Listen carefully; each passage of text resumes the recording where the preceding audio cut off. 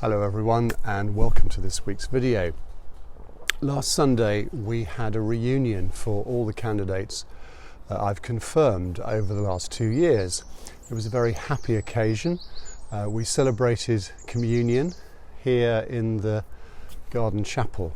We reflected together on the challenges of following Jesus and the difference he makes in our lives on a daily basis. One of the privileges of confirmations is that I get to read the testimonies of the candidates. Gone are the days when it was a passing out parade when you reached a certain age. Reading some of the biographies of bishops from 100 years ago, it seems that it was more or less all they did. They would have confirmed hundreds of candidates every year. Nowadays, confirmation is a response of faith and trust to Jesus' invitation to follow, undertaken voluntarily. It would have taken quite a lot of courage 100 years ago to positively decide not to when all your contemporaries were doing it. Today, quite the reverse is true.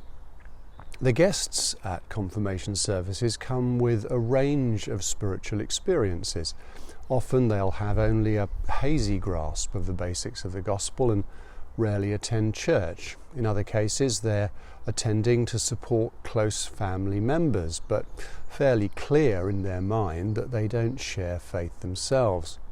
It's a good discipline to try to conduct services with that audience in view. Worship should give a glimpse of the transcendent, but it should also be sufficiently accessible not to alienate or exclude.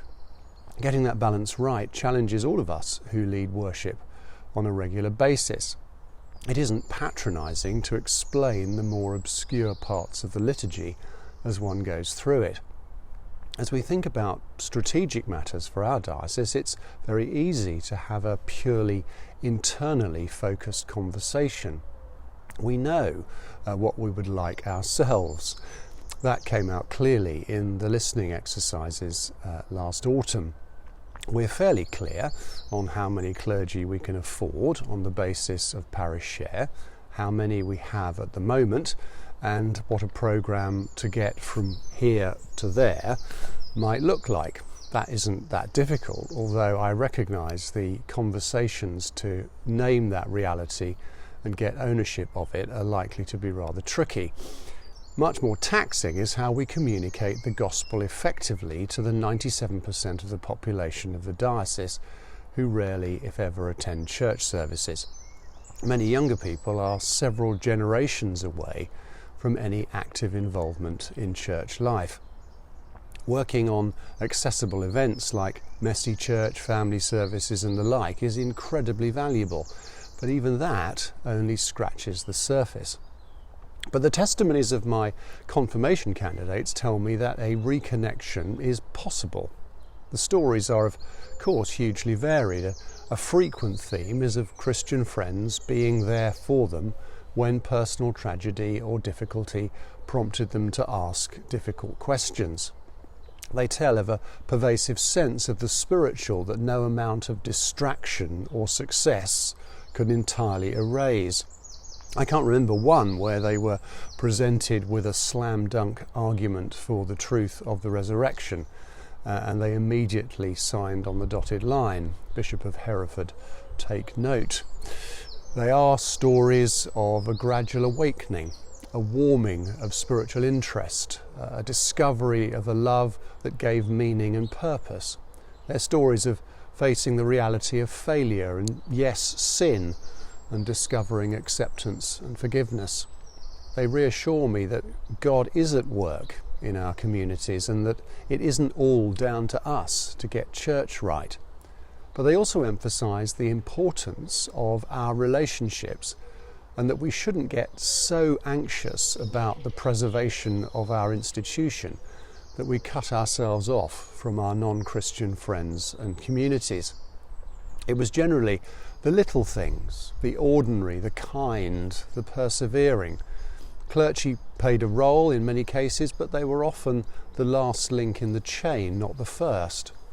The stories stress the importance of the foundations of faith laid in home and school, which even though abandoned in adolescence, remained an ember ready to be fanned into flame again when the conditions were right. There's rarely a moment when they can say, "This is when I became a Christian." They speak of a growing conviction as tentative decisions to follow Jesus Christ become firmer and more resolute. And they all speak of the importance of their church community in nurturing that tender shoot of faith to something more robust. They point to the spiritual value of ordinary things we do as human beings that, in the power of the Holy Spirit, can communicate the reality of God and draw others to Him. We can do these things whether we are 8 or 80. God has not left Himself without witnesses. Those witnesses are all of us. May God fill us afresh with His Spirit that we may live and share the gospel and continue to draw others to discover that love, acceptance, forgiveness, meaning and purpose for themselves.